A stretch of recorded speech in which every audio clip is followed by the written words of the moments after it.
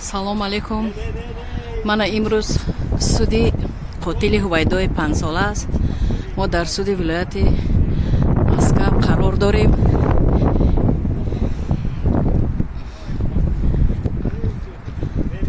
салом алейкум дӯстони муҳтарам. Дар суди Вилояти Маскав дар дохили бинои суд ҳастем.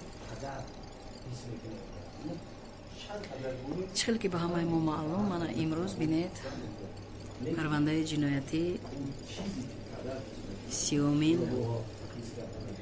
бо моддаи 105 қисми 2 ва дигар дар утуқи 212 таҳти баррасии судия пост 1 сар шуд мурофиаи судӣ аллакай бо дарҳои пӯшида ва ҷабрдида ҳамроҳи адвокаташ вориди зали суд шуданд. ғайри инҷа ҳамватанони мо омадаанд барои дастгирӣ кардани ҷабрдида дар паҳлӯи ҷабрдида Саидов Абдусалом истодаанд.